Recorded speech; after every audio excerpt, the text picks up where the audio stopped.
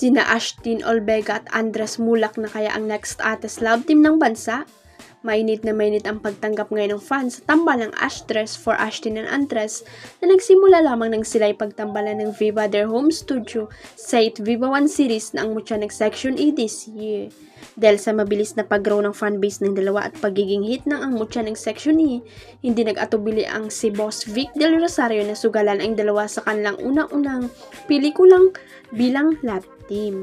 Sa pamamagitan ng Minamahal, 100 bulaklak para kay Luna mula sa panulat at direksyon ni Jason Pollack Samana na nakatakdang ipalabas sa mga sinehan sa darating na September 24, 2025. Ultimo sina Ashtin at Andres ay hindi makapaniwala na kakagatin ng gusto ang kanilang unang serye.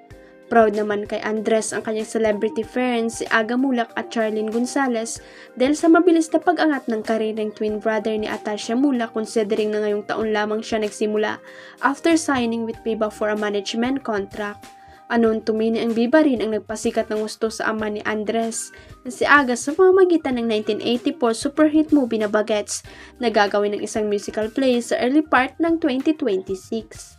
Habang nasa kalagitnaan ng promo ang movie ng Ashtres including Cebu ni Iloilo na kanilang dinalaw over the weekend na isingit naman ni Ashtin ang launching ng popular Japanese restaurant na Botichu ang Don by Rice Bowl with her as their newest celebrity endorser.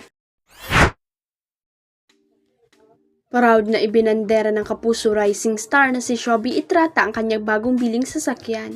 Sa kanyang Facebook page, ibinahagi niya ang kanyang larawan habang nasa likod ang kanyang new car. More than just a car, it's a dream come true pagbabahagi ni Shobi. May maikling mensahe rin ang dalaga para sa mga breadwinners gaya niya. Laban mga breadwinners kung kaya ko kaya mo rin, sabi ni Shobi. Marami naman sa mga netizen ang super happy sa mga bagay na unti-unting nakakamit ng dalaga. Matatanda ang maraming umanga kay Shobi sa kanyang pagpasok sa Pinoy Big Brother Celebrity Collab Edition dahil sa kanyang kwento ng pagsisikap. We love you dearly and we're so happy sa lahat ng na-achieve mo sa buhay cause you really deserve everything. More to come, saad ng isang netizen. Comment naman ng isa, keep achieving your dreams, Shobi, you deserve everything comes. My bias since 2020, proud of you girl, you deserve all the great things in life, sabi naman ng isa.